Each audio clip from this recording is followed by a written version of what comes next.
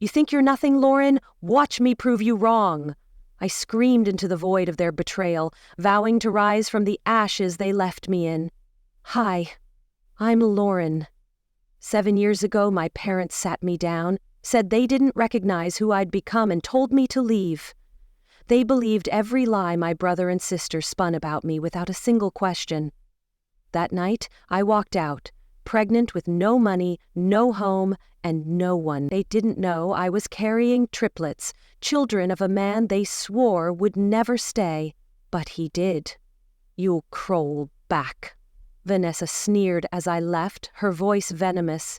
Now they've lost everything, and I'm the only one left with something to offer. Before we dive in, tell me where you're listening from and what time it is right now. Drop it in the comments. This one hits deep. It started on a Saturday, one of those crisp, sunny fall days in Austin, when the live oak trees scatter golden leaves across the sidewalks. I remember brushing stray acorns off the hood of my car before walking into my parents' house. My heart pounded, sensing a storm I couldn't name. It felt like walking into a setup I hadn't seen coming. My dad had texted about the meeting, just a quick family brunch today. Be here by 10, nothing unusual. I thought maybe it was about my law school applications or Lucas's new promotion or Vanessa's engagement party. But when I walked in, no food was on the table. No aroma of Mom's blueberry scones or her grocery store orange juice. Just silence and 3 people already seated on the sectional, like they'd been rehearsing. Dad didn't hug me. He didn't even stand. "You're late," he said. "Traffic on 35, I offered, still half smiling, scanning the room for a hint.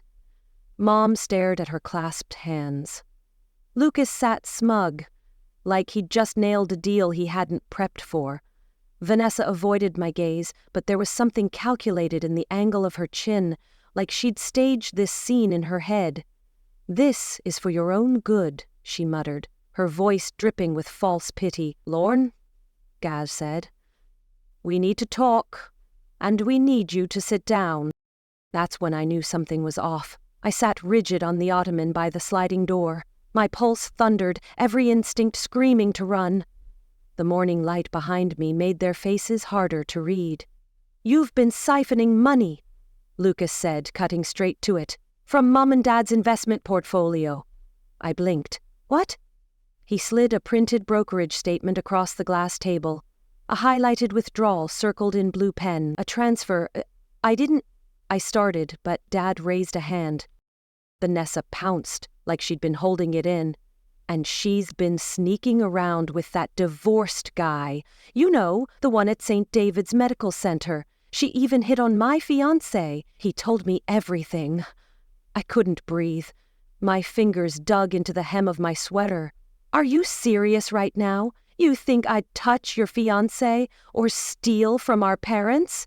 Don't play innocent," Vanessa snapped, her eyes gleaming with malice. "We've got proof." "Don't lie, Lauren," Mom said softly, eyes still down. "You've changed. We don't know who you are anymore."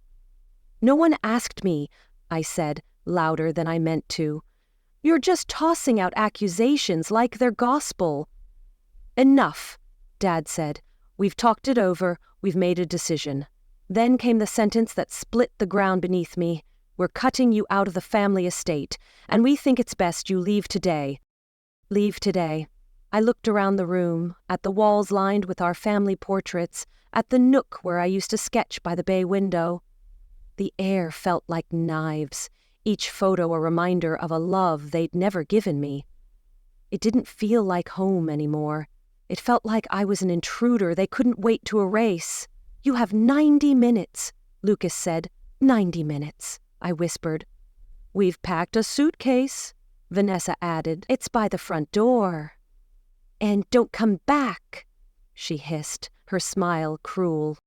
I stood, feeling like I was drifting outside myself.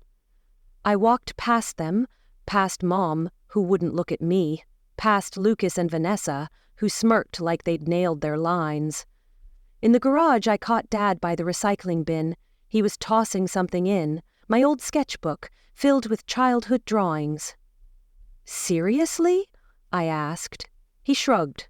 "Figured you wouldn't need it where you're headed." "You never knew me," I whispered, my voice breaking, but he turned away. I didn't cry, not then. My legs carried me to the car. I drove aimlessly, hands shaking on the wheel. I ended up at a roadside inn off Mopac Expressway, one of those places with flickering lights and curtains that don't quite meet. I sat on the sagging mattress for hours. No tears, just silence. Then I felt it, low in my abdomen, a tug. Not pain, but a presence I hadn't registered before. I'd missed 2 periods. I got up, grabbed my wallet, and walked 3 blocks to a convenience store. Bought the test. Back in the room, under harsh fluorescent light, I watched the lines form. 3 tests, all positive. I didn't scream. I didn't cry. I just stared at the mirror, at my own eyes. "You're not alone," I said aloud. And then, barely a whisper, to the lives inside me, "You're the only truth they could bury." The in-room reeked of stale air freshener and worn upholstery. The walls seemed to close in, mocking my exile. Outside, the vacancy sign hummed faintly. I sat at a wobbly desk by the window, the pregnancy test box still open beside me. The mirror was across the room, but I didn't need to look again. The truth was alive in me, a quiet pulse. I unzipped the front pocket of my backpack and pulled out something I hadn't touched in years, my journal. Navy canvas cover, edges frayed, pages creased from years of being stashed away. It had survived college apartments, cross-country moves, one leaky pipe incident, and now this banishment. They never knew I kept it. I flipped to a random page, then another. My handwriting was looser back then, full of dreams. I skimmed entries about case studies, bar shifts, texts with Nathan, back when we were still in that playful, not quite dating phase. Then I hit a date that stung like a slap. April 8th, sophomore year. Lucas asked me to walk him through my tort law outline. He kept saying, "That's so clear," like he was genuinely curious. "You're a genius, Lauren," he'd said, his grin hiding the theft to come. Turns out he just parroted my entire framework in our mock trial. Didn't even rephrase it. The professor emailed the team later, praising Lucas's commanding presence. Dad had it printed and hung it in his office. I snapped the journal shut for a moment. That wound still ached. I remembered Mom toasting him at dinner.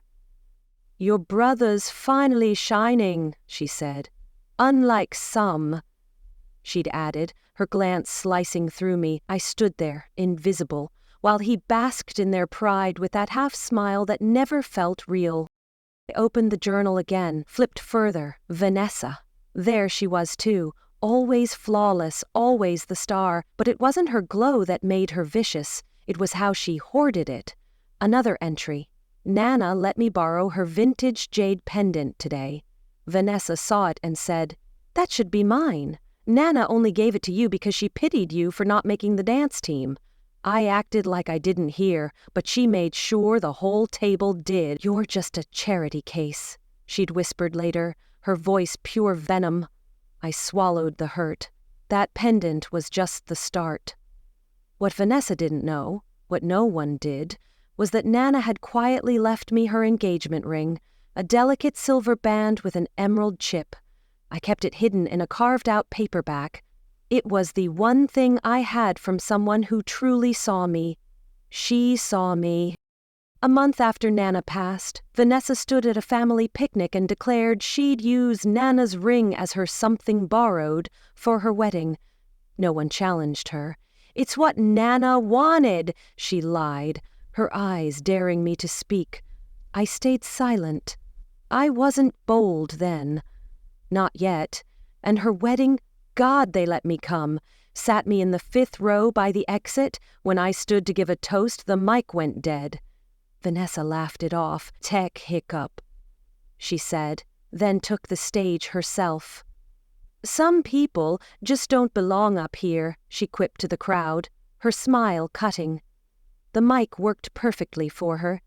Back in the inn-room, I scanned the bare walls for solace. They offered none. I glanced at the tests again, still positive, as if the lines had sharpened overnight. Their stark truth mocked the lies I'd been fed. I reread the box like I'd missed a loophole. I hadn't. The weight of it all pressed in, not just the babies, but the realization I'd never truly belonged to them. I was endured, never cherished. My phone buzzed on the desk. An unknown number. I nearly ignored it. The text preview read, "I'm coming to Austin. If it's true, you're not alone. Nathan." I hadn't told him. Not yet. But somehow he knew. Or maybe he'd always felt it.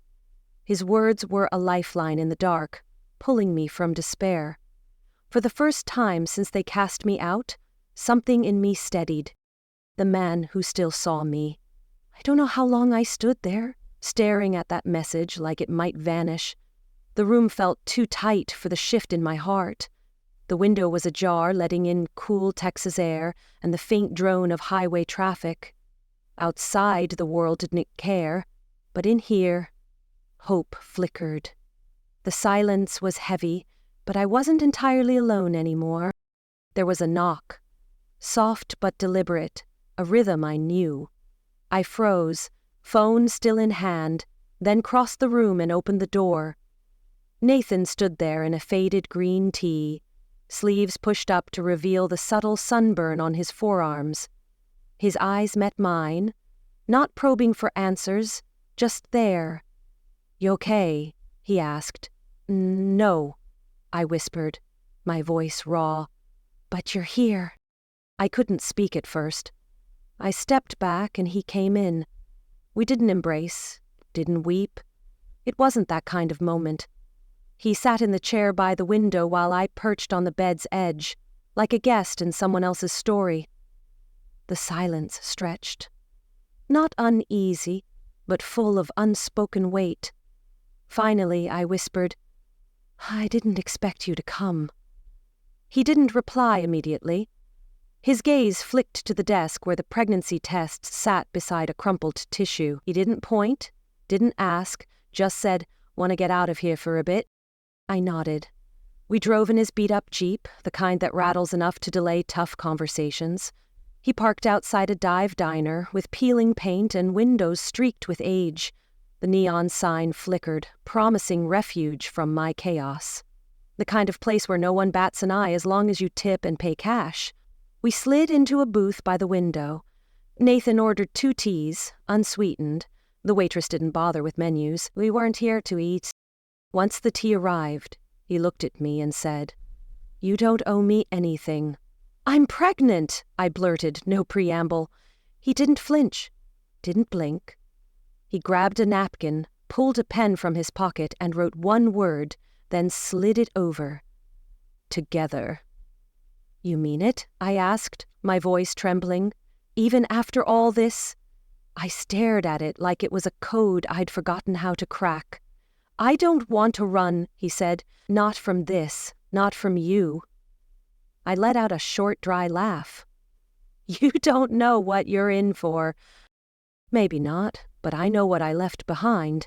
He told me about his family. Old Texas oil money, ranches and tech startups, and expectations heavier than blood. They wanted him to marry the right woman, fund the right ventures, nod at the right events. He'd walked away. "You don't know this," he said, "but I saw how Lucas steamrolled you at that law school pitch contest. I saw your case notes. I knew whose work it was. Why didn't you say anything?" I demanded, my voice sharp with old pain. My grip tightened on the mug. I hadn't thought anyone noticed. Lucas had swaggered through that presentation like he'd crafted every word. My name wasn't even on the slide deck. "He took the credit because he knew they'd buy it from him, not you," Nathan said. I looked out the window. A college kid in a beanie crossed the lot, phone in one hand, skateboard in the other. The world kept turning, even when mine had collapsed. Vanessa used to tell everyone I was the odd one, I said, almost smiling. She said I was Nana's favorite because I liked libraries more than galas. She hated that I didn't need her validation to exist. She was jealous, Nathan said, his voice low. You had something she never could, authenticity. He nodded. We talked for nearly 2 hours, no interruptions, just truth over lukewarm tea.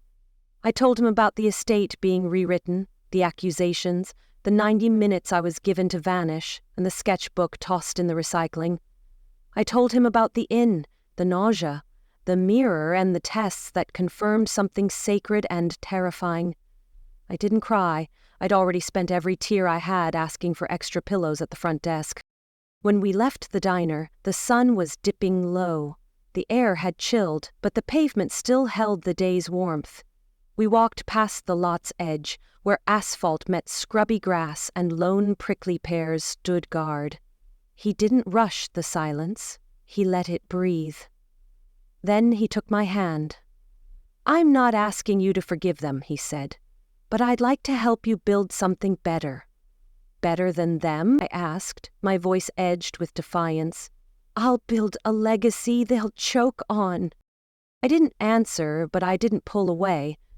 I looked at my stomach, then up at the vast Texas sky. The next morning I woke slowly on the fold-out couch in Nathan's apartment. It wasn't fancy, 1 bedroom, scuffed floors, a kettle that hissed louder than it boiled, but it was the first place in months where I didn't wake braced for a fight. The quiet felt like a gift, fragile but mine. No shouting, no sidelong glares, no walls closing in. I swung my legs over and rested my hands on the slight curve of my belly, still subtle, still mine. On Nathan's cluttered counter was a note. Grabbing more tea. Eat something. I smiled faintly, then turned on my phone. A flood of notifications blinked from apps I should have ditched months ago. Vanessa's TikTok. Another gala, another posed grin. Lucas posting from our parents' house captioned, "Weekends are for family." Not my family, I muttered, my thumb hovering over the block button. I hadn't realized it was Saturday. I opened my contacts. My thumb lingered, then tapped delete. Are you sure? Yes. Lucas, Mom, Dad, even home 22. I didn't want echoes of a place that had discarded me like spoiled food. I stopped checking their socials, logged out. Not out of anger, but survival. I wasn't erasing them to wound anyone. I was erasing them to find myself again. That afternoon, I called a women's clinic under a new name, Claire Addison. It felt right, like someone no one would come looking for. I paid cash, sat in the waiting room between a college student twisting her braid and a woman my mom's age who looked like she hadn't slept in days. The nurse didn't pry, just checked my vitals, booked a follow-up, and gave me a pamphlet on prenatal care with a smile that felt real. She squeezed my hand, whispering, "You're stronger than you know." No family plan, no emergency contact, just me, a pen, and the quiet vow to figure this out. I wasn't just carrying children. I was carrying a future no one else could define. Later that week, I spent hours at the Central Library in Austin. Not the shiny new wing with kombucha taps and co-working vibes, but the older section, where the PCs hummed and every chair creaked. I researched funding programs, corporate law, startup basics. I didn't know it all, but I knew what I wanted. A legal tech company built on the case study Lucas had claimed as his. This time, I'd make sure the world knew my name. This time, my name would be on every line. Nathan didn't hover. He didn't try to solve it. He just made sure I ate, dropped off extra notebooks, and sometimes read quietly in the corner while I worked. We didn't talk much about his family, but one night, over pizza and a playlist humming from his phone, he said, "They tried to mold me into their blueprint. I'd rather help someone build something true." "True?" I echoed, my voice sharp. "I'll build something so true they'll regret ever doubting me." That night we made a silent pact. No looking back, no calling them, no hoping they'd change. I think that's what love is sometimes. Not fireworks, but knowing when to step aside and still stay close. I filed for the LLC under the name Triad Legal. It was simple, tied to Triad for my 3 babies and legal for the work. Only now the legacy would start with me. 4 days later, my phone buzzed. A voicemail from an unknown number. I played it, my breath catching, more instinct than fear. Mom's voice, sharp and cold. If you're out there, stay gone. Vanessa's expecting now. We don't need your chaos. You're dead to us. She added, her words ablade through the static. No hello, no goodbye. I didn't cry. I saved the voicemail in a folder labeled Evidence. Not for court, but for me. So years from now, if I ever wavered, I could listen and know why I left. That evening, I finalized the online registration for Triad Legal. It wasn't vengeance. It was renewal. The ink was barely dry on the papers when I found myself under bright LEDs, seated among strangers with pitch decks and conference badges. The co-working space was sleek, glass walls, exposed brick, buzzing with startup hustle. Loud, ambitious, certain. I didn't quite fit. Not yet, but I showed up. I'd borrowed a black dress that still zipped over my belly and pulled my hair into a tight ponytail, hoping my words would outshine my shape. The pitch went well. Crisp, practiced, precise. I'd rehearsed in the shower, in my dreams, between waves of morning sickness. My projections weren't just solid, they were bulletproof. But one line sank it all. A middle-aged man, crisp suit, investor pin on his lapel, leaned back after I spoke. With a smirk that didn't touch his eyes, he said, "Strong pitch, but we've got enough single pregnant founders chasing a cause." "A cause?" I shot back, my voice steady but burning. "This is my life's work, not your charity case." The room didn't laugh. It didn't need to. No one spoke up for me either. I gave a tight nod and walked out. Outside, the Texas sun had softened to amber, but my chest burned. I didn't cry. Not yet. I pressed my hand to the spot just below my ribs, where 3 heartbeats lived, and whispered, "Keep going." I made it to the corner store before nausea won. Doubled over by a dumpster, I retched until my throat stung. A woman in a starched skirt and heavy perfume passed by, muttering, "People like her shouldn't be out here." "Mind your own business," I snapped, my voice raw, startling her into silence. She didn't say it to me. She didn't have to. I found a cafe, slipped into the bathroom and locked the stall. The cold tile wall was the only steady thing. I didn't sob. It was worse, silent tears so quiet I barely noticed until they hit my chin. My hands shook as I reached into my purse. Tucked behind an old receipt was the photo I kept for reasons I couldn't name. Me and Nana at Vanessa's wedding. We were laughing, caught mid-joy. I'd worn a coral dress, she'd worn sage. I looked closer. I always focused on her smile, but this time I saw my hand in hers. A moment I'd forgotten. Her fingers slipped something into mine. A ring. Not just any ring. Hers. The one she wore when she married Granddad. The one she said was mine because you see people for who they are, not what they want. But at the estate reading, Vanessa showed up wearing it, smug as ever. Nana said it was for the first daughter to wed, she declared, and no one questioned her. "You stole it," I'd wanted to scream, but my voice failed me then. No one looked at me. I stayed quiet, thinking peace meant family. I was wrong. I folded the photo and tucked it back, like it was a shield. When I stepped outside, the sky was pink and violet, streetlights humming awake. I walked without a plan, letting the city pull me along. By the time I reached a quiet plaza, I found a bench by a drained fountain. I sat, opened my notebook and wrote, "Not to my parents. not to Lucas or Vanessa. I wrote to the people I hadn't met, the ones who might fund Triad Legal. I wrote about the tech, yes, but also about the founder I was becoming. You won't find anyone fiercer than a woman who built everything after being told she was nothing. I signed it simply, Lauren Addison. That night I walked home with aching feet and a twinge in my back, but I didn't feel small. I felt alive, not like a blaze, but like a coal you think is dead, until it glows in the dark. The next morning I woke before dawn. Something in me had hardened. Not loudly, not like a film climax with soaring strings, but like steel cooling into shape. Their lies had forged me, and I'd never bend again.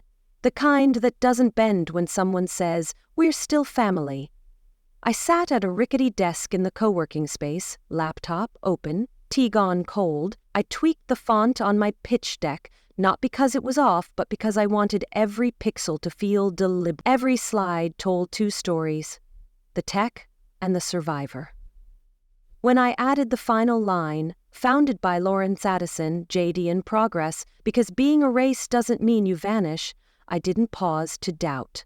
I clicked save. That evening, the online startup summit began.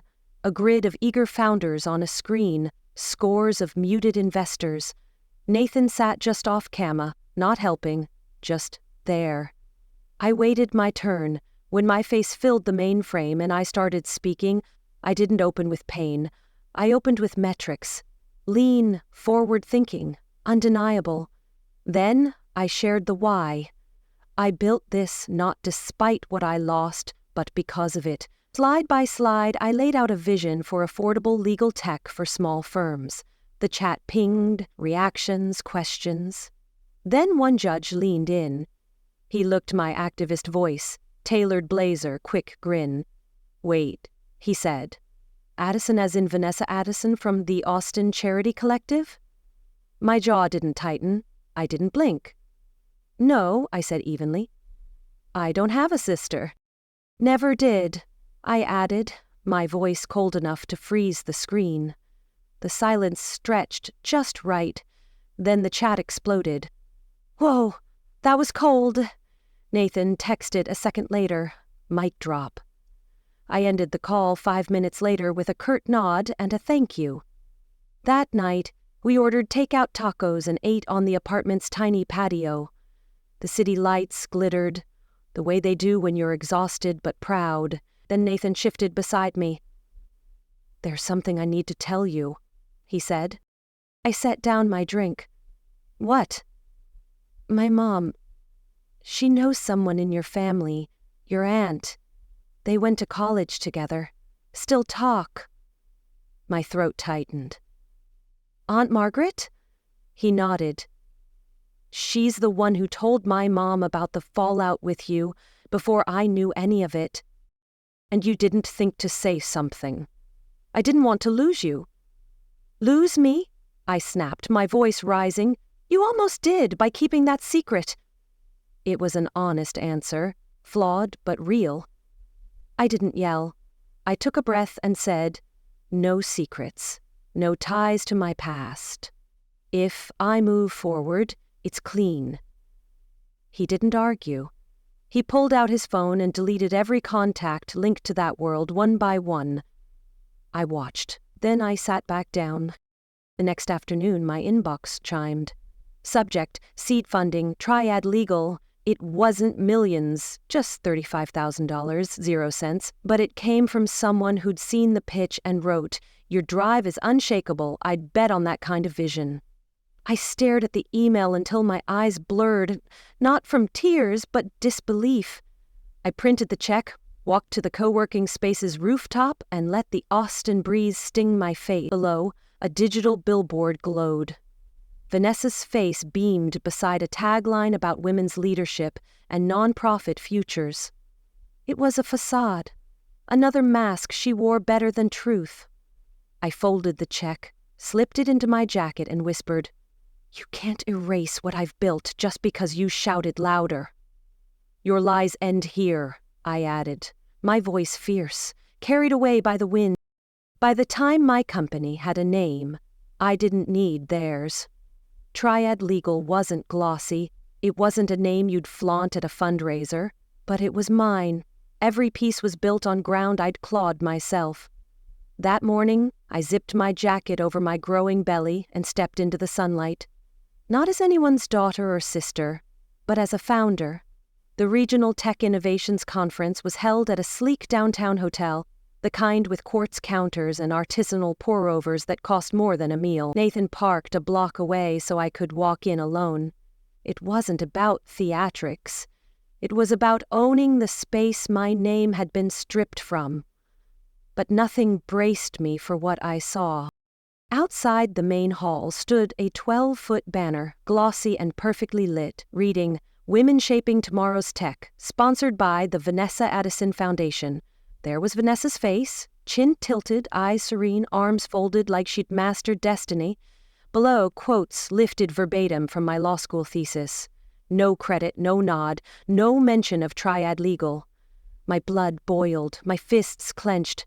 "Not this time," I muttered, my resolve still. I stood still long enough for someone to bump me and mutter, "You good?" I wasn't, but I nodded. The MC called my name. I walked past the banner without a glance. Inside, the panel sat primly on stage. Vanessa was absent, naturally. She lent her image, not her effort, unless cameras were rolling. As I stepped to the podium, the room stilled. I clicked the remote. Slide 1, case data, automated contract analysis. Slide 2, adoption rates in rural law offices. Slide 3, a photo. My hands on my belly, a post-it on my mirror. You're not invisible. They just can't see what you're building. I took a breath and spoke. "I wasn't invited to this panel," I said, steady. "But I built the tech you're funding. Not with a legacy, not with a marketing team, with a body no one thought could lead, and a voice they tried to silence with family scorn. And I'm done letting thieves steal my spotlight," I added, my voice ringing with defiance. No one stirred. I closed with a final slide, a time-stamped email chain showing my thesis draft years before the foundation existed. Then I stepped down. Nathan met me at the stage's edge, phone in hand. He'd recorded, already posting, already captioned, "The real founder built it." The tag spread like wildfire. My inbox filled before we hit the parking garage. We reached the car as the sun sank low, that Texas gold that warms even a churning stomach. Then I saw the windshield. Spray paint in black. Traitor. Deadbeat mom. Disgrace.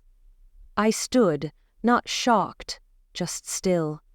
Nathan cursed, but I walked calmly to the driver's side. Under the wiper was an envelope, my name in elegant script.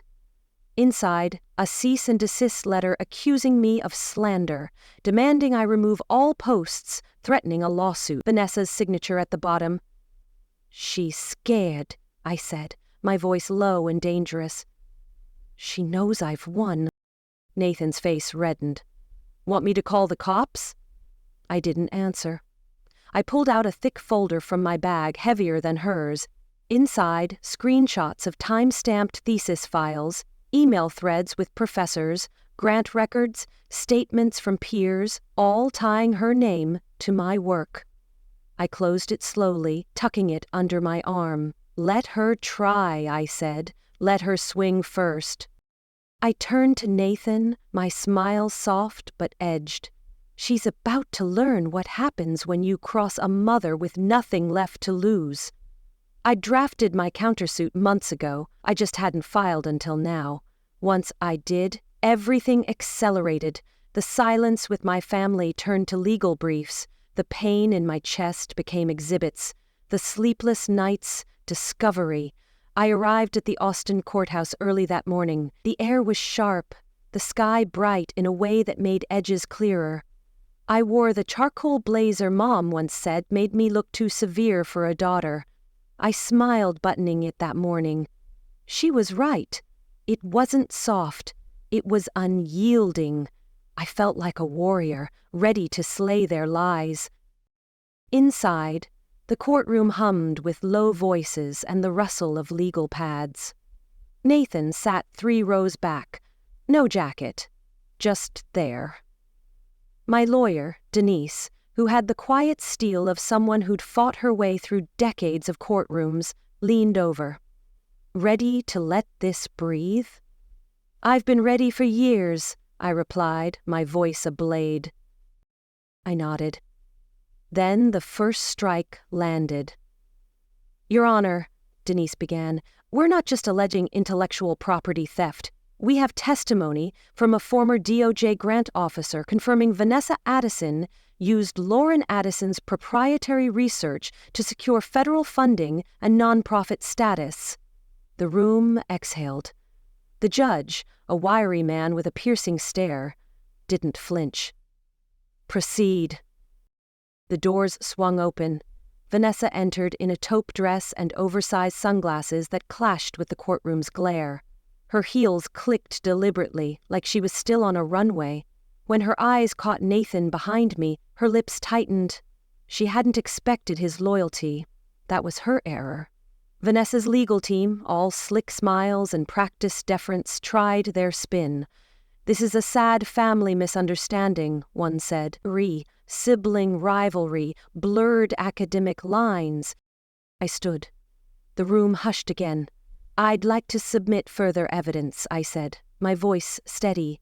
I approached the bench, pulled a USB from my pocket, and handed it to the clerk. Audio files, I explained. Conversations recorded outside my old study. I didn't know they were loud enough to pick up, but they were. The judge raised an eyebrow. And what do these contain, Miss Addison? My mother, my sister, my aunt, planning to cut me out because I was too difficult to manipulate. They called me a liability, I added, my voice steady but searing.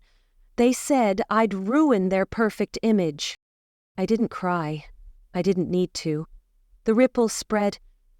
Unease, surprise. My mind flashed back to a younger me, curled on my childhood bed, hearing Mom say, "She's not bright, she's just stubborn like her father." That night, I'd folded myself small. But here, I stood tall. The judge exhaled and nodded to the bailiff. Recess to review the recordings. Meanwhile, I'm issuing a temporary injunction. Miss Vanessa Addison is barred from representing or profiting from any material tied to Triad Legal, its affiliates, or any works derived from the plaintiff's research. There it was. Not fanfare, just silence. The loudest justice gets in court. As the room cleared, Vanessa scanned for an ally. Our parents sat across the aisle. Dad stared at his hands. Mom looked through the wall. They didn't budge. Vanessa stood alone in a murmur of whispers and camera clicks. Her face crumpled, a mask of defeat she couldn't hide. Reporters swarmed me outside in the sunlight. Mics, flashes, voices. One cut through. "Ms. Addison, anything to say to your family?" I paused, letting the quiet spread. "No," I said. I said it in court. "And they'll regret it for the rest of their lives," I added, my voice a quiet thunder. I didn't go home to celebrate. I went to the office, my triplets asleep beside me. The space smelled of ink and new carpet. The lights were low, except for the desk lamp by the server rack. Mia, Max, and Milo lay curled in matching quilts I kept stashed under my desk, their breaths soft and steady. One tiny hand had slipped free, resting on the cushion's edge. I tucked it back and kissed Mia's forehead. Their presence anchored me more than any verdict could. My phone vibrated. A name I hadn't seen in years. Dad. I hesitated, then opened the email. Subject? Empty. Hope you're satisfied. Vanessa's gone. We're alone now. No sorry, no context, just that line, like a dart thrown and abandoned. I laughed, bitter and sharp. Satisfied? I'm just getting started. I locked the screen and turned away. Instead of replying, I picked up a tablet and opened a client contract I'd been drafting for affordable legal software. Mom never got a chance to fight long. Her illness came too late, and our silence sped the clock. So I worked in her name, not for who she was, but for who she might have been. By the time the final clause was done, dawn crept through the office blinds. I looked at my children, still sleeping, and whispered, "We're okay now, all 4 of us." The sun warmed the dirt under my nails as I dug. Nathan was in the background, rigging a small tire swing from the patio beam. The triplets took turns patting soil over the saplings, 1 peach, 1 plum, 1 apricot. "Mommy, this one's Milo's tree," Mia said, smudging dirt on her cheek like a tiny gardener. Max nodded gravely, as if the roots hinged on his say-so. It was just a slim patch of earth behind our rental, framed by faded siding and cracked, but it was ours. And every root we planted was a defiance of their erasure. That morning, my lungs felt open in a way they hadn't in years. The doorbell chimed. A package sat on the step, plain craft paper, no sender. I opened it carefully. Inside, cushioned by foam, was a single photo. My breath caught. It was the picture, the one from my childhood where I'd been cropped out years ago, just a sliver of my sleeve left. But this time I was there, grinning shyly in that hand-stitched green dress Nana had sewn. I flipped it over. In neat pen, "This is the one that counts." Nathan walked up, brushing sawdust off his hands. "I found it in one of her old albums," he said softly. "The original, before they edited it." "They tried to erase me," I said, my voice trembling with triumph. "But they failed." I nodded. I didn't need to say thank you. He knew. Later, after the kids napped, we sat under the patio with iced tea and silence. The kind that comes when no one's waiting for answers. Nathan looked over. "Are you okay now?" "Okay?" I said, my eyes blazing. "I'm unstoppable." I didn't answer right away. I looked at the little grove we'd planted, the swing swaying in the breeze, the tiny sock Max had left by the planter. Then I looked at my hands, tougher now, marked by work, still faintly smudged from the office. Finally, I said, "I'm not just okay. I'm exactly who I was meant to be." Nathan reached for my hand, not gripping, just resting his fingers over mine like a quiet pact. The triplets burst out the door, chasing a moth, their laughter ringing like bells. I leaned back and watched, a full breath in my chest, and thought, they erased me once. Huh? But I didn't fight to be remembered. I built something too real to ignore. And now, the world will know my name